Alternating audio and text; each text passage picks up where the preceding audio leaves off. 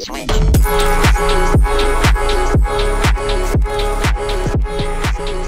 What is going on, and welcome back to the Director of Football Journeyman with me, FoggyPlays, on FM21. Today we're taking on Wolfsburg, and we're going to have a look at the very busy and expensive transfer window that we've just gone through. It is the 3rd of February.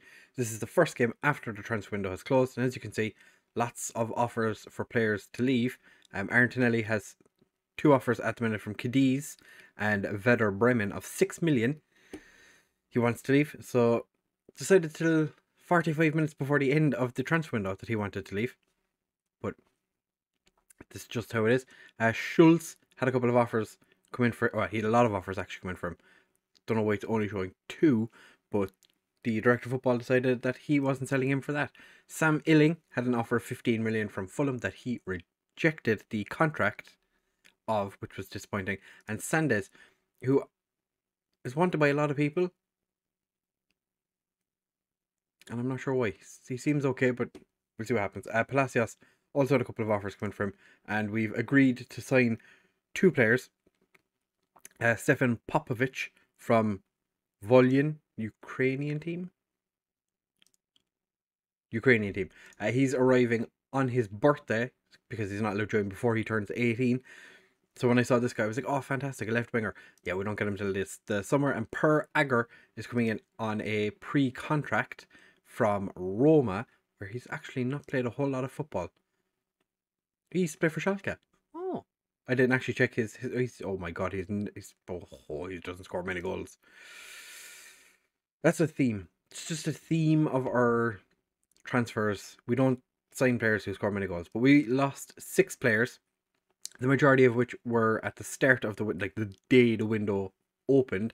Finbar went to Nuremberg, where he's played 3 games, and we played against Nuremberg, and he didn't play all that well against us. Amiri went to DL Pro in China.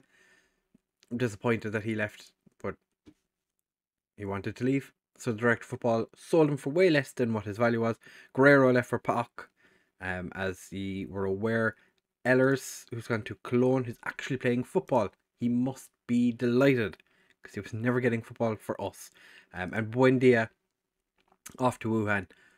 He hasn't played any games yet, but I don't know if the Chinese league's not loaded, so I'm not sure. And Sam Illing has gone to West Ham, eventually got his move to West Ham. He's actually scored on his debut. They're paying 1.2 million over the entire loan, and they're paying 7.75 million to buy him outright. So I'm a little disappointed that we're after selling Illing for so little, but he was very quiet so far this year, and he just wasn't happy to be at the club anymore. So I transfer listed him because that's what he asked for, and then he turned around and was like, yeah, I'm just going to go on loan to West Ham. A year later, or a year and a half later than I was meant to, but he's gone. So Florian, that's all the players that left. But the players that have come in, we have signed Florian Favre-Berthier from Montreal Impact. He came in. He hasn't played for us yet. He's in the under-19s. We're just going to keep an eye on him, see how he gets on. 3.5-star potential is not terrible. An Ye-Yun came in from Pohang in South Korea. Centre back, 5'9". So if I was to start playing him, it'll be little and large. Mercenary, didn't see that. Perfect personality. Who doesn't love a mercenary? We did play him in a game not too long, or fairly recently. We were a little low on players because the African Cup of Nations was on, so we were lacking a little bit in the way of centre backs. But speaking of a centre back, Alfredo Muniz was brought in by the Director of Football, and we paid a lot of money for him, 25.5 million. I was a little worried when he came in, because that's a lot of money to spend on a player. Ex-Real Madrid, he's come in. He only played a handful of games for Real Madrid, but he has joined us. Huge amount of money. He's going straight into the Spain team because he's my player. Adam Barabek, his value is 20.5 million. I did not see that. That's gone up since he signed. We signed him for 2.5 million. He was having a decent season at Sparta Prague. He's come in, he's played 4 games off the bench, 3 off the bench in the league. Hasn't had a start yet. Because Hillenbrand has just been in very good form. Mandy Collins has been brought in from Bayern Munich as a centre back / fullback option for 3.8 million, which was actually a decent price. He wasn't getting any games for Bayern Munich's first team, nor was he getting games for Borussia Dortmund's first team before that. But he did have a season with Cologne where he played relatively well. Played at left back for a couple of games for us because we were without left backs. As you can see though, 3 crossing, not ideal for a left back. So we're going to try and play him more so at centre back. We did have a week without signing players, which was kind of nice. It was a nice change of pace. But then we came back with an absolute bang and signed 2 players. Gianluca Busio, who is an American centre midfielder / attack midfielder. Not very good. Don't know why this guy was signed. I don't think he's actually going to get first team football. Has he got Italian? He does. He's not going to get anything in the way of first team football. Unless we have a terrible, terrible health issue in the club. Injury crisis, suspensions. The only way he's going to get into the team. Frank Eigler has come in from Borussia Dortmund and scored. Not on his debut. I think it was his second game. He actually made his debut against Borussia Dortmund. Did not play well at all, but he's played 3 games for us so far, and he's a German international. 24 million. The guy picked up 18.5 million. Decent looking prospect. Can't finish, but that's just like I say. It's just a standard thing we have. The assistant manager reckons he's a left winger or a striker. He thinks he's more a striker, but we've kind of played him more so on the wings so far. Then we signed Johnny Woolley, who again, winger who can play up front. Again, 9 finishing. Not had a huge amount of games. Definitely not a goal scorer. Got plenty of assists actually for Borough, but in the championship. He's played 1 cup game for us so far and was shocking against Carluche. Udo Frommer on deadline day. Signed him from top of the table Leipzig, where he played a handful of games. He's actually not that bad. I'm kind of considering him as like backup left back and centre back option. He's pretty good for a centre back, to be fair, and he's 6'3", so he's not the shortest player in the world, which is definitely something you want from your centre backs. It's not like Anye Yun. And then the last player we signed right at the end of the window, Antonio Alessandro Rapamonti from Inter Milan on loan. He's an attack midfielder / central midfielder who can play either wing as well if absolutely necessary. Ironically, has better finishing than most of our strikers, so he might get a chance. He's played 8 times for Inter this season. I didn't actually know that, but his average rating over the last 3 seasons has been shocking.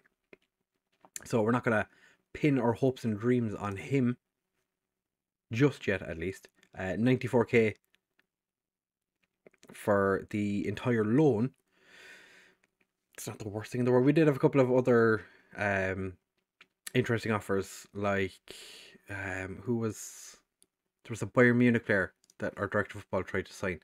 Can I find who? Oh, it was Rayan Cherki. The director of football tried to sign him for 8 million plus Sasha Ulrich. So a 17-year-old goalkeeper plus 8 million for a guy who was valued at like 60 million. It was listed for, okay, he's listed for 36 now. He was listed for like 60 million at the time. I was just sitting there going, that is literally never going to happen. It was a couple of hours after it came up saying we had offered for him. Yeah, it was rejected. Fairly obviously, it was going to get rejected, and it did. So since you were here last in the game against Bayern Munich, we went and smashed Levski Sofia 7-1. Kulkov with a brace, Illing with a brace, Matumbo, Muller, and Hillenbrand all getting goals. Then we lost to Hoffenheim. Timo Epsteiner was a player that our director of football tried to sign before, like in the summer window. Didn't happen, and he scored against us. We then had a friendly against Leverkusen. We set up a friendly every January because there's like a a month's gap between the last game in December and the next game in January. Set it up, just played a bunch of the first team players, and we scored 15 goals. So kind of made the grade out players of Leverkusen, SC Leverkusen, a bit sad. We went and then beat Fortuna Dusseldorf 3-0. It was a fairly comfortable game. Hillenbrand, Illing, and Muller all with the goals. Then got absolutely demolished by Borussia Dortmund. As you can see, Eigler played a 6.3 on the left wing. Didn't do all that well. I think I moved him up front, and I brought Schultz on, and Schultz got himself a goal. But we did give Anye Yun his debut when we were 4 down. So gave him a little bit of a run around, CD. Just stretch his legs a little bit, see if he got a little bit taller. He didn't. We went and played Nuremberg next, smashed them 3-0. Eigler, who started as a striker in that game, scored. Hillenbrand and Schultz all with the goals, and then we went and played Carluche, and this game was awful. We were so bad in this game for the first 89 minutes. We literally could not score if the keeper was out and it was just anybody in front of the goal. We were so bad. And then 89th minute, Muller scored. 93rd minute, Kulikov. And 95th minute, Sanyang. So you look at this and you go, oh, 3-0, you're fairly comfortable. Then you realise we scored all our goals in the last 6 minutes. So, yeah. And we've a Pokal quarter-final coming up where Bayern Munich got knocked out by Hertha. And is there any other big teams that got knocked out? First, last year's winners are after getting knocked out by Borussia Mönchengladbach. So that's a little disappointing for them. But we're taking on Wolfsburg today. It should be an interesting game. Coops is recovering from an injury. He's recouping. No, that didn't work. So we're starting with Havani in goal, Mora and Coops as our wing backs. Coops does have to come off at some point. We do have Collins on the bench to take him off if and when we need to. Belakacip and Munaz as our centre backs. Tapsova didn't have a great African Cup of Nations, so he's a little down in the dumps at the minute. Overton and Kulikov starting in central midfield. Sanyang, Hillenbrand and Eigler as our attacking trio behind Muller. Injury wise, don't really have any major injuries. Langerbin is not fully fit. Fromer is not fully fit. Schultz is also injured, and Enileka, who picked up an injury what feels like months ago, is returning from injury. But just before he picked up that long-ish term injury, Jurgen Klopp came to me and said he's not playing enough first team football. And I was like, you know, because of our friendship, I don't want to upset you. I'd play him more often. And then the next day, picks up an injury. So I was like, well, there's not much more I can do now because he is completely unavailable. I can't even pretend to like go, oh, you know, just he's playing poorly. It's just he's literally injured. He cannot play. So tough.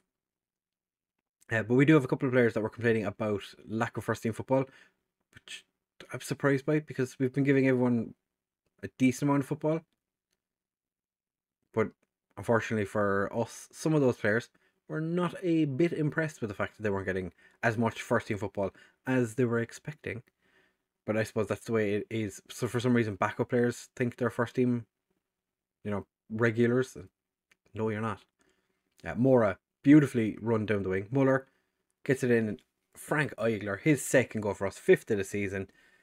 Just after the turn of the 11th minute, we have taken the lead. Get in. Sanyang, beautiful ball down the line to Mora.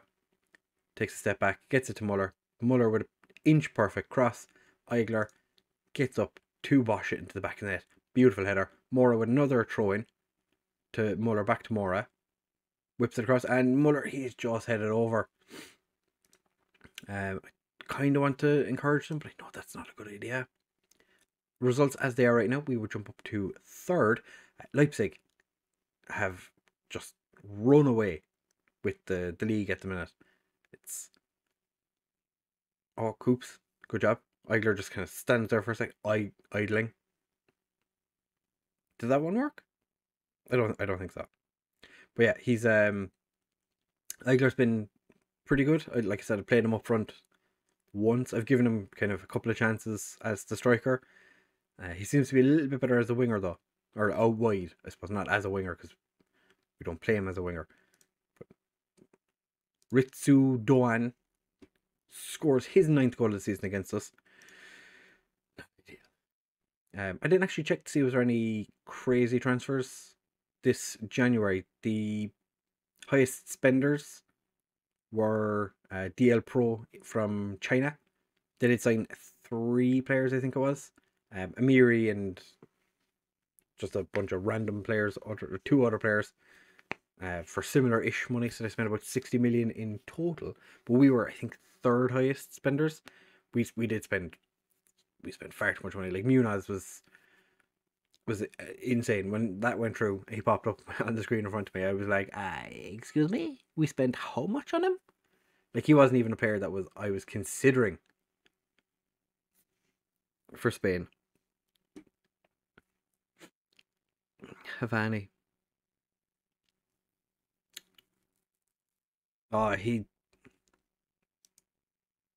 hit his arm and just kind of floated in the air. That is not ideal. I have been rotating the goalkeepers a little bit recently, so that mightn't be helping him, because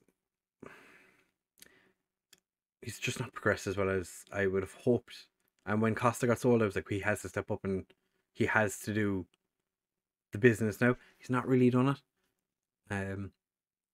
Like, I am kind of leaning more towards either of the 2 young keepers we have.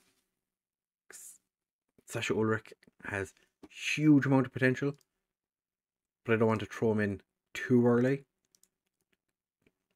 which I suppose is like the opposite of what I normally do. Normally I'm like, hey, this guy's got a lot of potential, let's just put him into the first team and see what happens.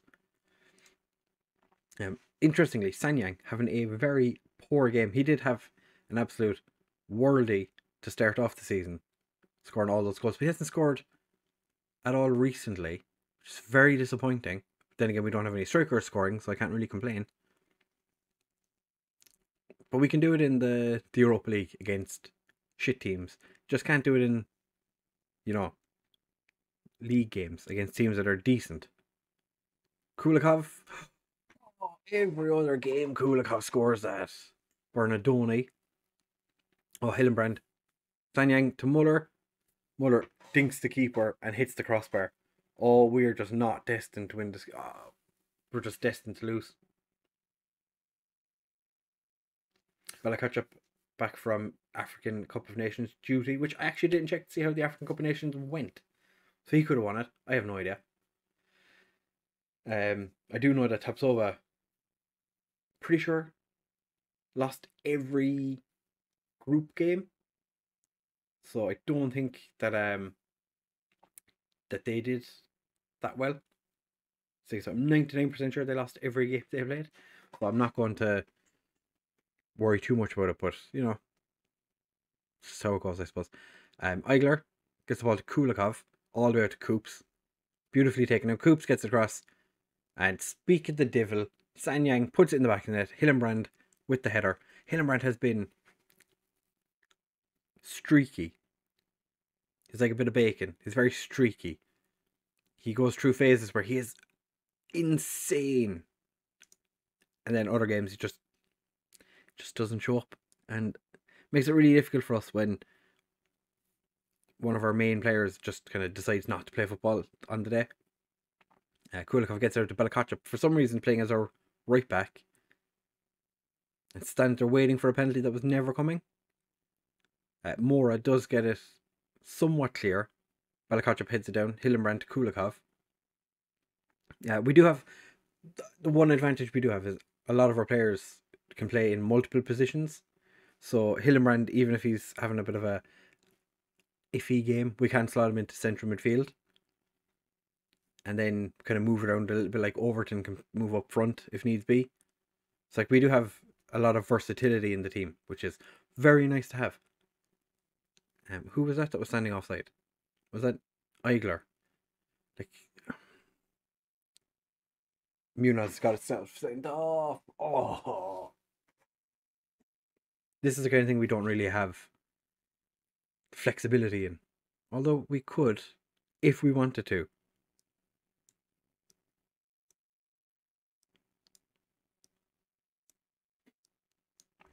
like if we decided we didn't want to make substitutions, this works because Moura can play at centre back. I'm just going to take Coops off now because he needs to come off anyway.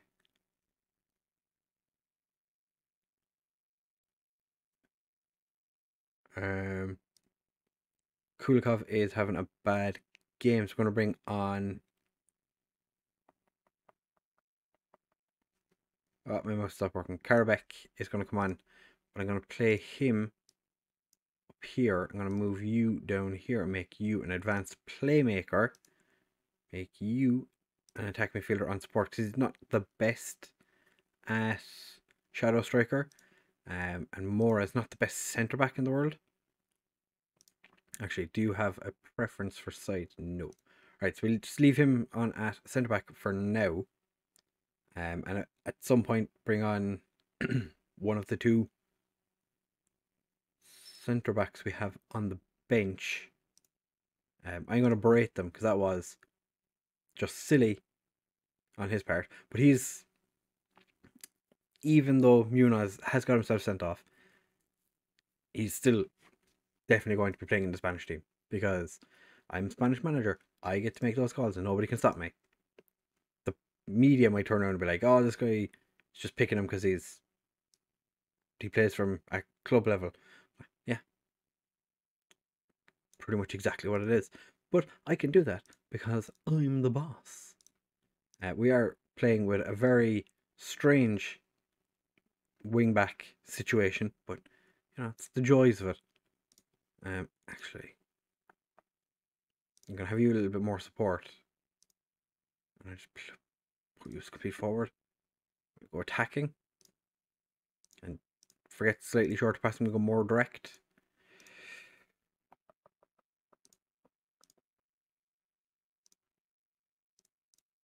We're just gonna go a little crazy. What's the worst that could happen, huh? We lose another game? Psh. What's another defeat, huh? Don't want to take Muller off because he's one yellow card away from a suspension. Oh no. Whatever shall we do? Al Salman was on the pitch for 2 minutes before he picked up his first yellow card. Alright, we're going to berate the lads again because I feel like this might be a goal, potentially. Yeah. Oh no, Palestri gets it straight to Havani, who boots it clear, and then Eigler. Really bad control. But we did manage to get away with it. We came back, so that's the main thing. I'm going to say that I'm not happy with the performance out there. Munoz. Disappointed in you for getting sent off. As I should be. Dude should not have been sent off. That was stupid. So for the next lot of episodes, we should be back for the Europa League next round. I don't think the first round has been played yet. So it'll be interesting to see what happens in that.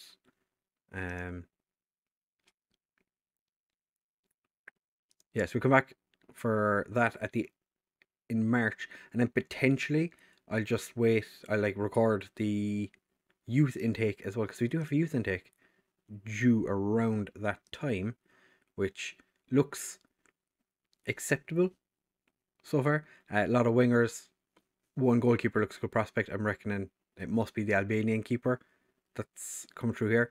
One centre back looks decent.